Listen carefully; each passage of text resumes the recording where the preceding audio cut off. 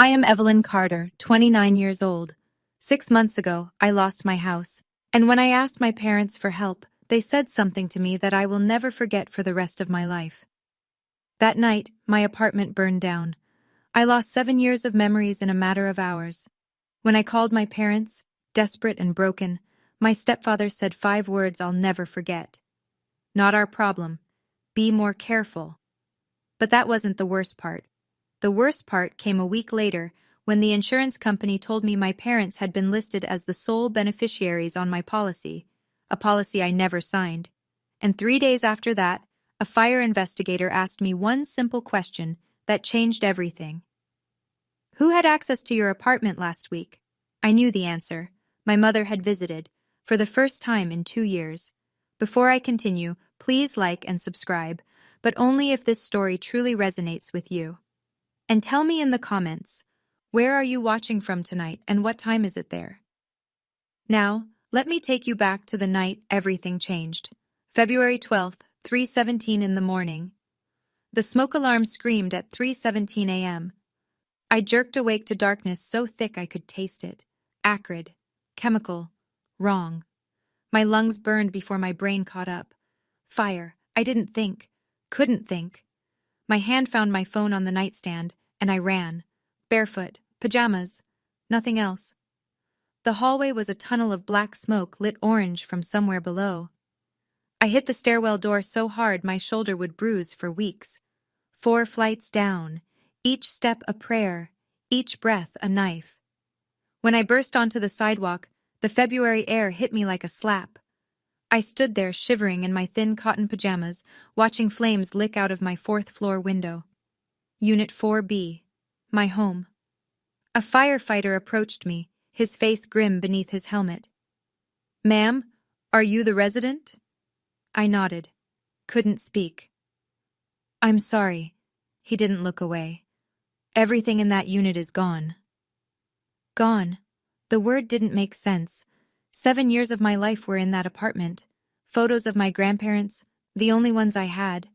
The guitar my late stepfather had given me when I was 16. My college diploma.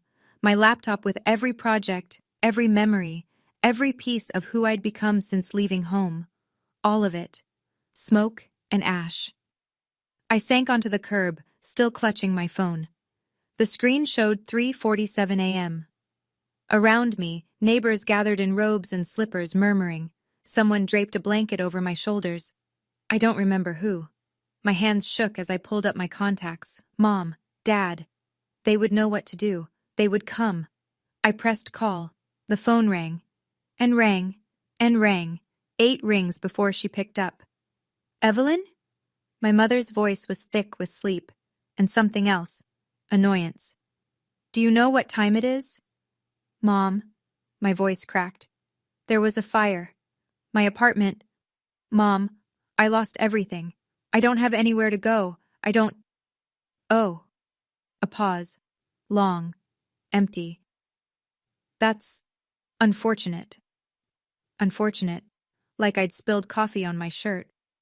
I heard rustling, then my stepfather Richard's voice in the background. Patricia handed him the phone. "Evelyn, what's going on?" I told him again. The fire, the smoke, standing on the sidewalk with nothing but my phone and the clothes on my back. I was crying now, I realized. Couldn't stop. His response came flat, final. "This isn't our problem, Evelyn. You should have been more careful. You're an adult now." The line went dead. I sat there for a long time, phone still pressed to my ear, listening to silence. The firefighters kept working. Neighbors drifted back inside. The sun started to rise, painting the smoke a sickly orange. My parents hadn't asked if I was hurt, hadn't offered to come, hadn't said they loved me. Not our problem. As the shock slowly hardened into something else, a memory surfaced. My mother, standing in my apartment 5 days ago. Her first visit in 2 years. She'd shown up unannounced, said she missed me, walked through every room, touching things, asking questions. At the time, I'd been happy. Grateful even. Now, sitting on that curb wrapped in a stranger's blanket, I wondered, why had she really come? I pushed the thought away. It was crazy, paranoid, but the question wouldn't leave me alone. Jason Park saved me that first week. My coworker had a spare room and a kind heart. He didn't ask questions when I showed up at his door at 6 a.m. with ash in my hair and nothing but my phone, just handed me a cup of coffee and said, "Stay as long as you need." 3 days later, I finally felt human enough to deal with the insurance. I called my renter's insurance company, expecting the usual bureaucracy, claim forms, waiting periods. But the customer service rep, Greg according to his flat Midwestern voice, asked a question that made me pause. "Ms. Carter, can you confirm your relationship with Richard and Patricia Carter?" I blinked at my borrowed laptop screen. "They're my parents, my mother and stepfather. Why?" Silence. Too long. "Ms. Carter, I think you need to come to our office. There's something you should see." "Can't you just tell me over the phone?" "I really think—" He cleared his throat. "It would be better in person." I made an appointment for the next morning. After I hung up, I sat staring at the wall for a long time. Jason found me like that when he got home from work. "Evelyn, you okay?" "The insurance company wants me to come in, something about my parents." "Your parents? What do they have to do with your insurance?" "I don't know." I met his eyes. "But the guy mentioned something about a beneficiary designation form dated 6 months ago." Jason frowned. "Beneficiary? On renter's insurance? That's weird." "Yeah." I hugged my knees to my chest. "That's what I thought too." That night, I barely slept. Something was wrong. I could feel it. I just didn't know how wrong. The insurance office smelled like stale coffee and bad news. Greg was younger than he'd sounded, maybe 30, with apologetic eyes behind wire-rimmed glasses. He led me to a small conference room and closed the door. "Ms. Carter, I want to start by saying I'm very sorry about your loss." "Thank you, but you didn't bring me here for condolences." He sighed, slid a folder across the table. I opened it. My policy. Standard stuff. My name as the insured, coverage amounts, effective dates. Then I turned to the last page. Beneficiary designation, Richard Carter, Patricia Carter, 100%. The room tilted. "This is a mistake," I heard myself say. "I never signed this. I would never—" "Ms. Carter." Greg pointed to the bottom of the page. "That's your signature." I looked. It did look like my signature. The same loops, the same slant, but I knew. I had never held this pen, never seen this document. "This form was submitted 6 months ago," Greg continued quietly. "The original policy had you listed as your own beneficiary, as is standard. Someone changed it." 6 months ago. "And the payout amount?" $150,000. He paused. "Ms. Carter, there's something else. A fire investigator called us this morning. He's been asking about this policy." My hands were shaking. I pressed them flat against the table. Why would a fire investigator care about my insurance beneficiaries? Greg held my gaze. "I think you know why." I did know. The answer was sitting in my chest like a stone, but I couldn't say it out loud, not yet. Someone had forged my signature, changed my beneficiaries, and 5 days before my apartment burned down, my mother had visited for the first time in 2 years. Coincidence. I didn't believe in those anymore. Marcus Webb looked exactly like what a fire investigator should look like: weathered face, sharp eyes, and a handshake that meant business. We met at a coffee shop 3 blocks from the insurance office, neutral ground. "Miss Carter," he set down his cup, "I'll be direct with you. I don't think your fire was an accident." The words hung between us. "What makes you say that?" "Fire patterns." He pulled out his phone, showed me photos I didn't want to see. My bedroom, charred black. "See this? The point of origin is here, near the outlet behind your dresser, but there's no evidence of electrical failure, no frayed wires, no surge damage." "What does that mean?" "It means someone helped that fire along." He put his phone away. "I've been doing this for 22 years. I know what accidental looks like. This isn't it." I wrapped my hands around my coffee cup, needing the warmth. "So what happens now?" "Now I ask questions." His eyes met mine. "Who had access to your apartment in the week before the fire?"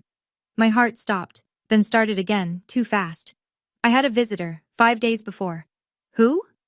I made myself say it. "My mother." Marcus didn't react. just nodded slowly, like a puzzle piece clicking into place. I checked the building's entry logs. Electronic locks, they keep records. Only 2 people accessed your unit that week. You. And a woman matching your mother's description. I couldn't speak. Miss Carter, I'm not accusing anyone of anything. Yet. He leaned forward. But I need you to understand, this investigation is active. If there's anything else you know, anything at all, now's the time. I thought about the insurance form, the forged signature, the $150,000. There might be, I said. Something else. That night, I called my mother. I kept my voice light, casual, nothing wrong here. Mom, I just wanted to thank you for visiting last week. It meant a lot. A pause. When she spoke, her tone was careful. Oh, yes, I missed you, sweetie. It had been too long. It really had. I picked at a thread on Jason's couch. Hey, quick question. Did you notice anything weird in my apartment? Anything off? The fire investigator keeps asking. Fire investigator? Her voice sharpened. Why would they investigate? Apparently, they think it might not be an accident. Silence. I counted the seconds. 1, 2, 3, 4. Evelyn. Her tone had changed completely now. Cold. Controlled. Don't talk to those investigators without a lawyer. They twist your words. Why would I need a lawyer, Mom? I'm the victim here. I'm just trying to protect you. From what? Another long pause. In the background, I heard Richard's voice, muffled, asking something. I have to go, Patricia said abruptly. Your father needs me. Stepfather. What? Richard is my stepfather, not my father. The line went dead. I stared at my phone. My hands weren't shaking anymore. That surprised me. Something had shifted in the last few days. The grief was still there. For my apartment, my things, the life I'd built. But underneath it, something harder was forming. Clarity. Her advice hadn't been about protecting me. It was about protecting herself. I texted Marcus Webb. We need to talk. I have more information. His reply came in seconds. Tomorrow. 9 a.m. Same place. I didn't sleep that night either. But this time, it wasn't fear keeping me awake. It was the beginning of a plan. The call started the next morning. Aunt Margaret was first. My mother's younger sister, the one who always sent birthday cards, always remembered. Honey, her voice dripped with concern. Your mom called me last night. She's so worried about you. Worried about what? Well, a delicate pause. She said you've been saying some strange things. About the fire. About her. I sat up straighter. I haven't told anyone anything. Evelyn, sweetheart, it's okay to struggle. What you went through, losing everything like that, anyone would have trouble coping. My stomach turned cold. What exactly did she tell you? Just that you're under a lot of stress. Maybe having some kind of breakdown. Margaret's voice softened. She's worried you might say things you don't mean. Crazy things. Crazy. There it was. I'm not crazy, Aunt Margaret. No one's saying you are, honey. We're just... Did she email the whole family? Or just call? Silence. That was answer enough. Get some rest, sweetheart, Margaret said finally. We're all praying for you. She hung up before I could respond. I immediately checked my email. Nothing from family. But there was one from HR at my company, marked urgent. The timestamp showed it had arrived 2 days ago. I'd been so focused on the insurance nightmare that I'd missed it entirely. My blood ran cold as I read it.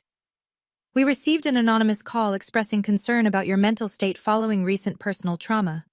While we support all employees through difficult times, we need to schedule a meeting to discuss your current fitness for work. I read it twice, 3 times.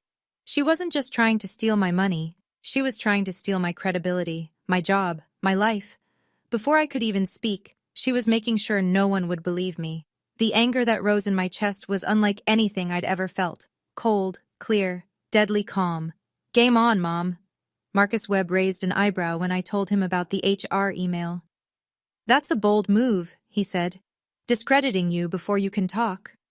It means she's scared. It means she's strategic. He tapped his pen against his notebook. We need something concrete, something she can't explain away. That's when I remembered. The building, I said slowly. They installed new security cameras 2 months ago, in all the hallways. Marcus was already pulling out his phone. What's your building manager's name? 20 minutes later, we were sitting in Mr. Henderson's cramped office, watching footage on a small monitor. Here, Henderson pointed at the screen. February 7th. That's the day you mentioned. I watched my mother walk down the fourth-floor hallway. She carried a large black bag, the kind you'd use for a gym or an overnight trip. She glanced around before entering my apartment. The timestamp read 2:07 p.m. Henderson fast-forwarded. My mother emerged at 5:12 p.m. 3 hours. She'd told me she only stopped by for 30 minutes. But that wasn't the worst part. Wait, I leaned forward. Where's the bag? We watched again. She walked in carrying the bag. She walked out empty-handed. Can you check the other cameras? Marcus asked. Stairwells? Parking garage? Henderson nodded and started clicking. We found it on the service entrance camera. Patricia, walking to her car at 5:15 p.m. No bag. She hadn't taken it out that way either. She left it in my apartment, I said quietly. Marcus made a note. That bag is key. Fire investigators found something suspicious near the outlet, still being analyzed at the lab, but if we can prove what she brought in. The 3-hour visit, the missing bag, the suspicious fire origin. Finally, we had a direction. Diana Reeves was exactly what I needed. A lawyer who specialized in insurance fraud and didn't believe in sugarcoating. This signature is good. She held the beneficiary form up to the light in her downtown office. Professional even, but not perfect. What do you mean? She pulled out a magnifying glass. Old school, but effective. See these points here? And here? She traced invisible lines on the paper. Hesitation marks. When someone forges a signature, they naturally slow down at certain points, trying to get it right. Your real signature is fluid. You've been signing your name for years. This one has at least 3 places where the pen paused. Hope flickered in my chest. So you can prove it's fake? I can hire a forensic document examiner who can prove it's fake. Diana set the paper down. What's more interesting is the submission method. This form wasn't mailed in. It was submitted directly at the insurance office. Meaning someone walked in pretending to be me. Or claiming to represent you. Diana pulled out another document. I've already requested the visitor logs for that date, and I spoke with the clerk who processed this form. My heart rate spiked. What did they say? He remembers a woman, middle-aged, brown hair, said she was handling paperwork for her daughter who was too busy with work. Diana's smile was sharp. Does that description ring any bells? Brown hair. My mother had been dyeing her gray for years. Can he identify her in a lineup? He's willing to try. Diana gathered the papers. Between the security footage, the signature analysis, and a potential eyewitness, your mother may have outsmarted herself. I let out a breath I hadn't known I was holding. What do we do now? Now? We wait for her to make another move. We didn't have to wait long. The invitation came 3 days later. My mother's voice on the phone was honey-sweet, a tone I recognized from childhood, the one she used when she wanted something. Evelyn, honey, the family's been so worried about you. I'm hosting a little gathering this Sunday. Nothing fancy, just people who love you, coming together to show support after everything you've been through. I almost laughed. Almost. A gathering? At our house, around 2 o'clock. Uncle Thomas, Aunt Margaret, the cousins. Everyone wants to see you. Make sure you're okay. Make sure I'm the crazy one, she meant. Make sure everyone sees poor, unstable Evelyn before she can say anything damaging. I'll be there, I said. Really? She couldn't quite hide her surprise. That's wonderful, sweetheart. It'll be so good for you to be around family. I hung up and immediately called Marcus. Don't confront her, he warned. We need more time. The warrant's being processed, but these things take days. I won't confront her, but I need to be there when the truth comes out. He was silent for a moment. Fine, but be careful, and I'll be there within 30 minutes of your signal. Next, I called Diana. How's the witness identification coming? Done. I could hear the satisfaction in her voice. He picked your mother out of a 6-photo lineup. No hesitation. Finally, I texted Jason. Remember that favor I mentioned? About cloud backups and subpoenas? His reply was immediate. Already on it. Legal process takes time, but I found something interesting. Call me. I looked at my phone. 3 allies, a witness, video footage, and a family gathering where my mother planned to prove I was crazy. She thought she was setting a trap. She didn't know she was walking into one. My parents' house looked exactly as I remembered. White siding, manicured lawn, American flag by the door. The picture of suburban respectability. I parked on the street and sat in my borrowed car for a long moment, steadying my breath. 15 people. That's how many cars lined the driveway. 15 witnesses to whatever my mother had planned. The door opened before I could knock.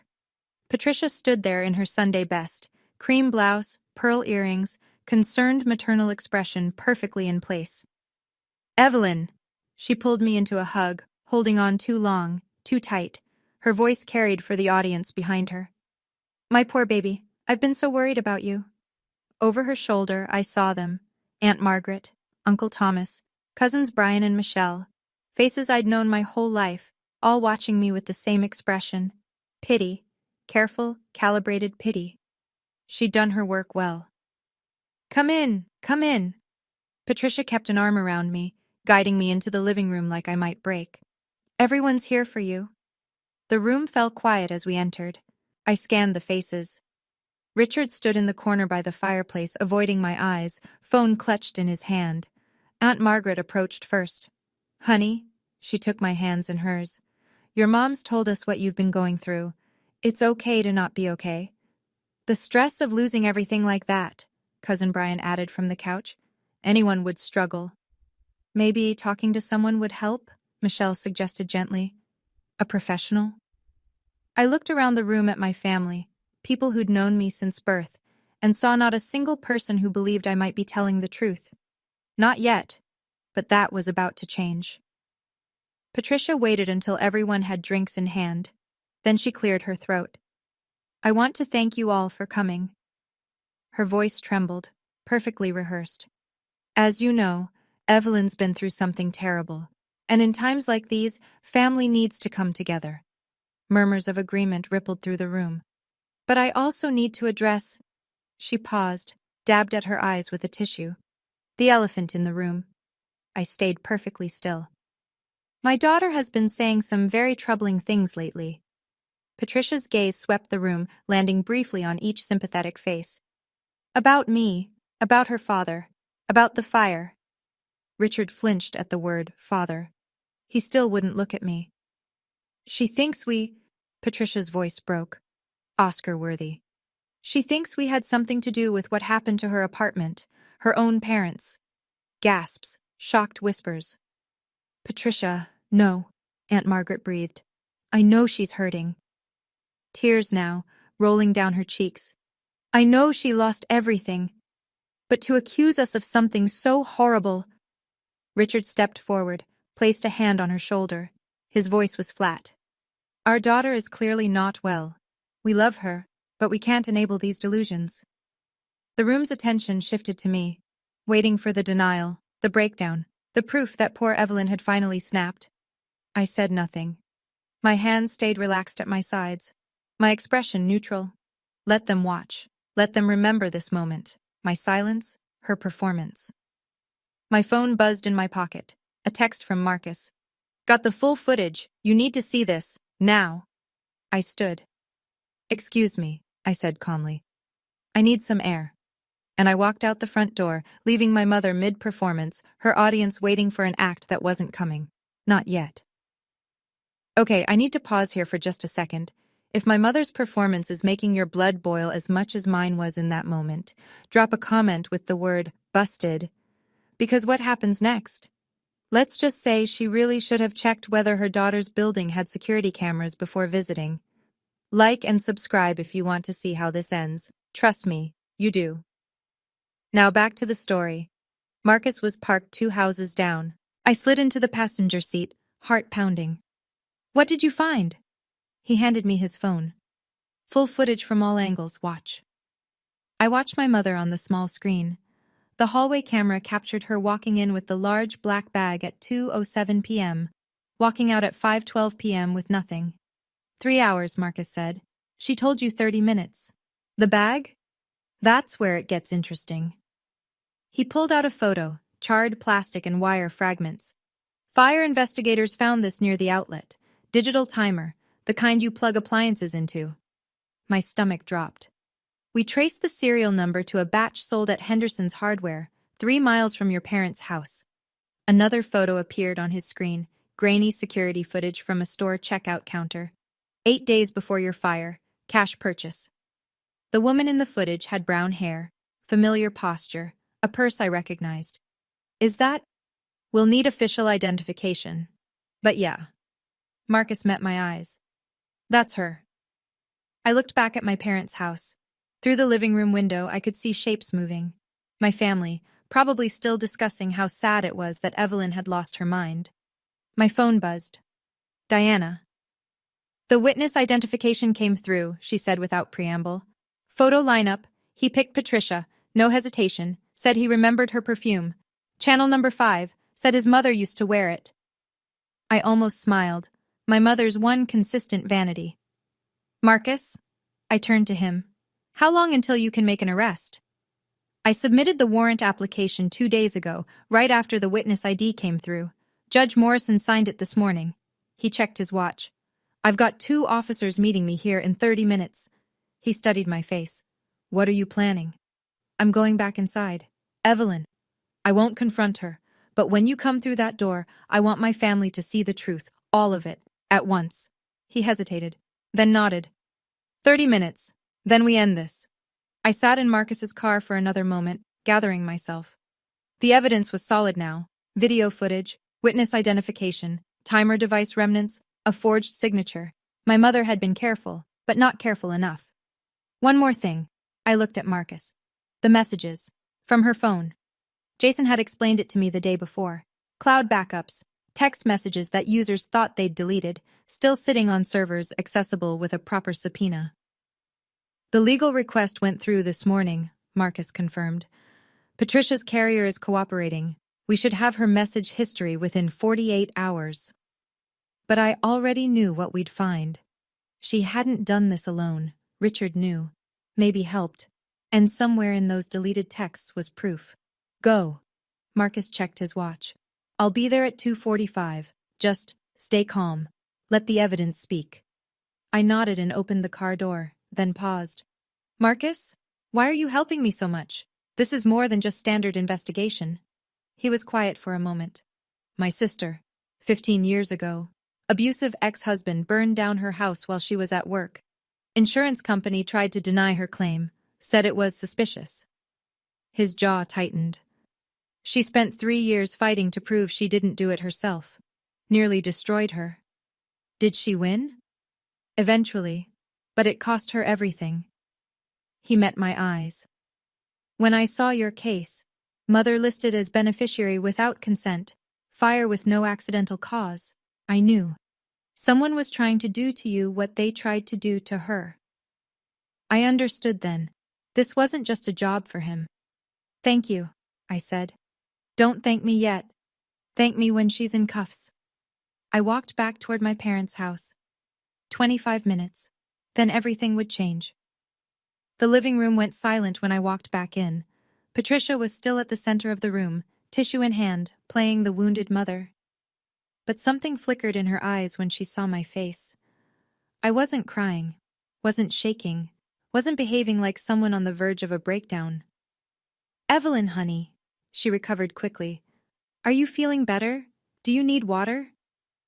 Actually, Mom, I have a question. The room tensed. 15 pairs of eyes fixed on me. When you visited my apartment last month, I kept my voice calm, conversational. Why did you stay for 3 hours? You told me it was 30 minutes. Patricia blinked. What? I don't remember exactly how long. The building has cameras, Mom. I pulled out my phone. I have the footage. Her face changed. Just for a second, a flicker of something cold beneath the maternal mask. Richard straightened. Evelyn, that's enough. You're embarrassing yourself. And the bag you brought? I continued, ignoring him. The large black one? Where did it go? Because you walked in with it. But you walked out empty-handed. I don't know what you're talking about. The fire investigators do. The room was utterly still now. Aunt Margaret's mouth hung open. Cousin Brian had set down his drink. Even Richard had stopped pretending to check his phone. Evelyn, Patricia's voice had lost its honey, pure steel now. I don't know what lies these investigators have been feeding you, but... Her phone rang. Richard's phone rang at the same moment. They looked at each other. Something passed between them. Fear, I realized. Real fear. Richard glanced at his screen. His face went white. Patricia. His voice cracked. It's the police. The doorbell rang. Uncle Thomas was closest to the door. He opened it without thinking, still processing what was happening. Marcus Webb stepped inside, badge visible on his belt. 2 uniformed officers flanked him. Patricia Carter? My mother didn't move. For the first time in my life, I saw her completely still, frozen, like an animal caught in headlights. I'm fire investigator Marcus Webb. He crossed the room in 4 steps. You're under arrest for arson in the 2nd degree and insurance fraud. This is ridiculous, Patricia finally found her voice. It came out shrill, nothing like her usual composure. Evelyn set me up. She's been planning this. She's sick. Ma'am, you have the right to remain silent. Marcus took her arm, not roughly, but firmly. Anything you say can and will be used against you in a court of law. Don't believe her. Patricia twisted toward the family, mascara starting to run. She's unstable. She's been making things up since the fire. You have the right to an attorney. If you cannot afford one, one will be provided for you. The handcuffs clicked into place. The sound echoed in the silent room. Richard tried to step toward his wife, but the 2nd officer blocked him. Mr. Carter, we have questions for you as well. Please come with us. I wasn't... Richard's face crumpled. It was her idea. All of it. Richard? Patricia's scream was raw. Shut up! But it was too late. The family had heard. Aunt Margaret sank into a chair, hand over her mouth. Cousin Brian looked like he might be sick. Uncle Thomas just stood there, shaking his head slowly. I watched them lead my mother out the door. She didn't look back at me. She didn't have to. We both knew how this ended. For a long moment after the police cars pulled away, no one spoke. The living room felt different now, smaller. The carefully arranged furniture, the family photos on the mantel, the fresh flowers Patricia had set out, all of it looked like a stage set after the play had ended. Aunt Margaret was the first to move. She rose from her chair and walked toward me, tears streaming down her face. Evelyn, her voice broke. I'm so sorry. I should have listened to you. I should have... You didn't know. I should have asked. She took my hands in hers. You're my niece, and I believed her. I always believed her. Cousin Brian approached next. I can't believe that she would... He couldn't finish the sentence. She did. I said it simply. No anger, just fact. One by one they came to me. Uncle Thomas, Michelle, the others. Apologies. Shock. Disbelief. Some couldn't look me in the eye. Some couldn't stop looking, as if seeing me for the first time. Whatever you need, Uncle Thomas said. His voice was gruff, but his eyes were wet. Legal fees, a place to stay, the family will help. The real family. I thought about that word, family. What it meant. What it should mean. Thank you, I said. But I need some time to figure out who my real family is. No one argued. I walked out the front door into the February sunlight. The cold air felt clean after the suffocating warmth inside. My phone buzzed. Diana. She's being processed now. Bail hearing tomorrow. Richard's talking. He's trying to make a deal. I looked up at the sky. Clear blue. Endless. Good, I said. Let him talk. 2 days later, I sat across from Diana in her office, a stack of documents between us. The case is solid, she said. Video evidence placing Patricia at the scene. Witness identification on the forged signature. timer device remnants matching a purchase near their home, and now… She slid a paper across the desk. Richard's statement. I read it. The words blurred together at first, then sharpened. Patricia came up with the plan after we fell behind on payments, the gambling debts. That was my fault. But she said this would fix everything, said Evelyn had good insurance, said no one would get hurt. No one would get hurt. I set the paper down. What's the damage? For Patricia? Arson in the second degree. That's a Class B felony. Plus insurance fraud, forgery, conspiracy. She's looking at 8 to 12 years. With a plea deal, probably 6. And Richard? Conspiracy charges. He knew about the plan, helped cover it up. 2 years probation, mandatory gambling addiction treatment. Diana paused. He's agreed to testify against her. I nodded slowly. The insurance payout? Already being redirected. You're the rightful beneficiary. Always were. The company's cooperating fully. $150,000 minus legal fees should be in your account within 60 days. I thought about that money, what it represented. Everything I'd lost, converted to a number. I want a restraining order, I said, against both of them. That can be arranged. And I want this kept quiet, no media circus. Diana nodded. The court can seal certain records, especially given the family nature of the case. I stood and looked out her window at the city below. People walking, living their lives, unaware. Thank you, Diana. You did the hard part, she said. I just handled the paperwork. Quick check-in, everyone. If you've ever had to cut ties with family members for your own sanity, type, I had to, in the comments. Because I know I'm not alone in this. And if this story is hitting different for you tonight, share it with someone who needs to hear that setting boundaries isn't betrayal. It's survival. Okay, let me tell you what happened after. News travels fast in small communities. Within 2 weeks, everyone knew. The church my mother had attended for 30 years, the book club she'd hosted, the neighbors who'd admired her garden, all of them, whispering behind closed doors. Aunt Margaret kept me updated whether I wanted to hear it or not. The pastor asked her not to come back, she told me over coffee, said it was too disruptive for the congregation. Can you imagine? Patricia, who organized the Christmas bazaar for a decade. I could imagine. I could imagine it very well. Richard lost his job, she continued. The store owner didn't want the publicity, and someone spray-painted their garage door, had to repaint it twice. I didn't feel satisfaction. I didn't feel pity either, just a hollow kind of nothing. She's been calling everyone, Margaret said, trying to explain, saying it was a misunderstanding, that the evidence was planted, that you manipulated the investigators. She shook her head. Nobody's answering anymore. Good. Margaret reached across the table and took my hand. She's my sister. I grew up with her. And what she did to you… Her voice caught. That's not family. That's not anything I recognize. I squeezed her hand. It's not your fault. I know, but I still feel it. We sat in silence for a moment. Outside the coffee shop window, life went on. Cars passed, people laughed, the world kept spinning.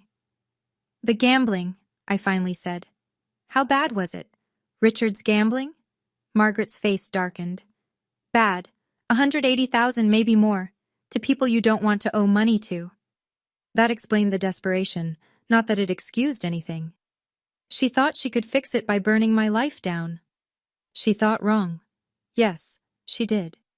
The court date came on a gray Thursday in April. I sat in the back row of the courtroom, watching my mother in her orange jumpsuit, her wrists cuffed in front of her. Her hair had grown out, gray showing at the roots now, no salon appointments in county jail. She looked smaller than I remembered, older. She didn't turn around to see if I was there. Maybe she knew. Maybe she didn't want to know. The judge read the charges: arson in the second degree, insurance fraud, forgery, conspiracy to commit fraud. Each word landed like a stone. Patricia's lawyer, public defender, since Richard couldn't afford anyone else, had negotiated a plea deal. Guilty on all counts, in exchange for a reduced sentence recommendation. Patricia Carter, the judge said, You are hereby sentenced to 6 years in state prison with eligibility for parole after 4 years. 6 years. My mother would be 62 when she got out, if she got out early. I watched her shoulders shake, crying maybe, or just the weight of it finally hitting her. Richard's hearing was separate. Because he'd cooperated fully and testified against Patricia, the DA offered a deal. 18 months in county jail, suspended to 2 years probation, contingent on 200 hours of community service and completion of a gambling addiction program. The judge made it crystal clear. 1 violation, and he'd serve every day of that 18 months. His name on a public record, forever. After the sentencing, Diana met me in the hallway. "The insurance money cleared yesterday," she said. $142,000 after legal fees. It's in your account." I nodded. The number felt abstract, meaningless. "The restraining order was approved," she continued. "Neither of them can contact you, directly or through third parties, for the next 10 years. Thank you." She studied my face. "How do you feel?" I thought about it, really thought. "Empty," I said finally. "But free." She nodded like that made sense. It did. I started therapy 3 weeks after the trial. Dr. Okonkwo had kind eyes and a habit of asking questions I didn't want to answer, which meant she was exactly what I needed. "Do you forgive them?" she asked during our 4th session. I stared at the ceiling of her office, considering. "Forgiveness isn't my job right now," I said finally. "Healing is." She smiled. "That's a healthy perspective." "Is it?" "You're not forcing yourself into an emotion you don't feel. That's growth." Growth. Such a small word for such a massive shift. I moved into a new apartment at the end of April, smaller than my old one, a studio in a quieter neighborhood, but it had good locks, a security system I chose myself, and no memories. Jason helped me move in. Aunt Margaret sent flowers. Uncle Thomas dropped off a casserole, stood awkwardly in my tiny kitchen and said, "Call if you need anything." I bought a new guitar. Not the same brand as the one my late stepfather, my first stepfather, had given me. Nothing could replace that. But when I played it, I could almost hear him again. His voice, teaching me chords, his laugh when I messed up. Some things can't be recovered, but you can build new ones. The nightmares faded over time, the smoke and fire, my mother's face, the sound of Richard's cold voice. They visited less and less. Some nights I slept straight through till morning. Family, I decided, isn't about blood. It's about choice, about who shows up, who protects you, who believes you when the world says you're crazy. My biological mother tried to destroy me. My chosen family helped me survive. That was enough. That was everything. The letter arrived 2 months after the sentencing. I recognized the return address, State Women's Correctional Facility. My mother's handwriting on the envelope, smaller and neater than I remembered, as if she'd taken extra care. I almost threw it away unopened, but something made me stop. I sat at my kitchen table and read it. "Dear Evelyn, I've had a lot of time to think in here, about what I did, about what I lost. You have to understand, I was desperate. Your father's debts were crushing us, and I thought, I'm not making excuses. What I did was wrong. But you're still my daughter. You're still my baby. Please come visit me. Please let me explain. I'm still your mother. Love, Mom." I read it twice, 3 times. Then I got a piece of paper and wrote back, not to send, just for myself. "Patricia, you were my mother. But the woman who raised me would never have tried to kill me for money. I don't know who you are, and I don't need to find out. Don't write again."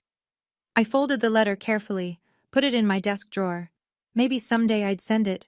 Maybe not. Then I blocked the prison's incoming mail through my post office. Professional, clean, final. Jason came over that evening for dinner. He noticed the envelope in my trash. "From her?" "Yeah. You okay?" I thought about the question, really considered it. "Better than okay," I said. "I'm free." He smiled. "You want help making dinner?" "Please." We cooked together in my tiny kitchen, pasta with vegetables, nothing fancy. Music playing softly from my new speaker, my new guitar leaning against the wall. It wasn't the life I'd planned. It was better. I'm sitting in my apartment now, looking out the window at the city lights. 6 months since the fire. 4 months since the trial. A lifetime since I stopped believing that family meant safety. Sometimes I think about what I lost. The photos that can't be reprinted. The guitar that sang with my stepfather's voice. The naive belief that my mother loved me more than money. Those things are gone. But here's what I found. Strength I didn't know I had. Friends who became family. The ability to trust my own instincts, even when everyone around me said I was wrong. Fire destroys. Everyone knows that. But what they don't tell you is that fire also reveals. It burns away the surface, the pretenses, the lies, the carefully constructed images, and shows you what's underneath. My mother's love was conditional. It always had been. The fire just finally showed me the price tag. If you're watching this, if you're in a family that makes you feel crazy for telling the truth, you're not crazy. You're awake, and being awake is terrifying at first, but it's also the beginning of freedom. I'm Evelyn Carter. I'm 29 years old, and my mother tried to burn down my apartment for insurance money. She failed. Not because I was smarter, not because I was lucky, but because I finally stopped protecting people who would never protect me. That's the hardest lesson, and the most important one. You're allowed to save yourself, even from family. Especially from family. The fire took everything I owned, but it couldn't take who I am. And in the end, that's all that matters. Before I go, a few things this experience taught me. Trust is earned, not assumed, even with family. Your gut feeling exists for a reason. When something feels wrong, it probably is. And setting boundaries isn't abandoning family. It's protecting yourself from people who already abandoned you first. Thank you for staying until the end. If this story helped you feel less alone tonight, drop a heart in the comments. If you know someone who needs to hear this, please share it with them. There are more stories like this one linked in the description. Check them out if you want. I'm Evelyn, and I'm still standing. And if you're going through something similar, you will too. Like and subscribe. I'll see you in the next one.